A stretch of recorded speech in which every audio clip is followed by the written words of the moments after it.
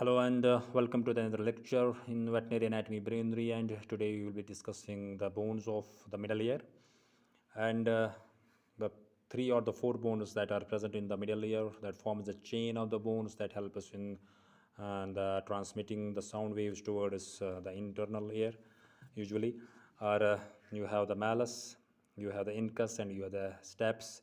And it is said that there is one more bone that is between the incus and the stapes that is called as os lenticularis.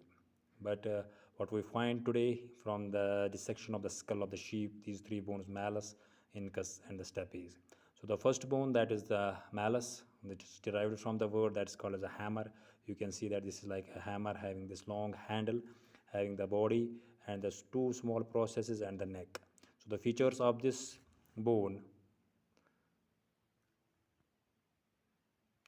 of the malus is the long handle, the head, the two processes, and it will be having the neck. So this long handle will be just connecting towards the tympanic membrane, and the other end of this malus will be connecting towards the body of the incus. The incus is this. So this is the incus, and it is derived from the word anvil, and the shape of this incus is like that of a tooth having this body and the two roots or the two processes, and among them one of the process will be the larger, and this larger process, what I am pointing here, will be articulating. It is said that there is one more bone between the incus and the stapes that is called as os lenticularis.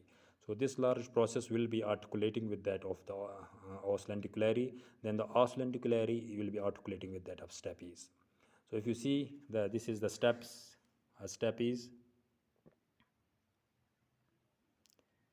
So step is derived from the word stirrup.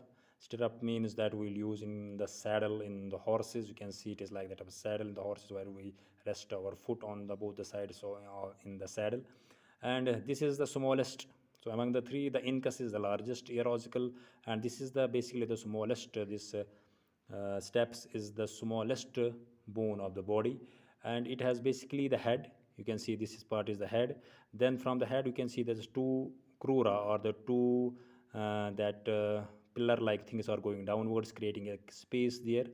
So these are called as two crura, head. Then you can find this is a base. So this is a base, two crura and the head, and in between them two crura you can find small circular space, and this circular space is usually covered by the membrane that is called as obturator membrane. So the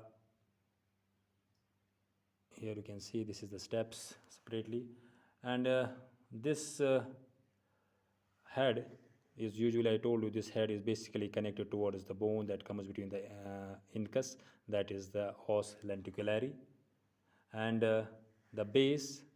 So this is the base, and the base usually goes towards the oval window.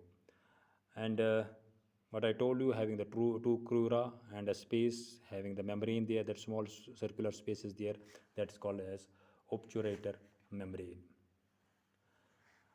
So among the two crushes, or among the two pillar like things, one of the crust will be the anterior or anterior, and one will be the posterior, or what we call as caudal. And to this caudal crest here, there will be the attachment of the smallest skeletal muscle of the body, that is stapedius muscle. So stapedius muscle will be attached to one of the crests here, that is the smallest skeletal muscles. So like muscles in the ear, you have the tensor tympani and the stapedius muscles. So it is believed that these muscles, stapedius and the tensor tympani, usually just tense the tympanic membrane, and these chain of ossicles, you have malus, incus, os lenticularis, and stapes. Usually what they will do, that they will put an effort to decrease the amplitude of their vibrations in the lower frequencies, and to protect the system from damage caused by the sudden overload. So this is about the anatomy, how these three bones will look, and having the malus, incus, and the stapes. Thank you.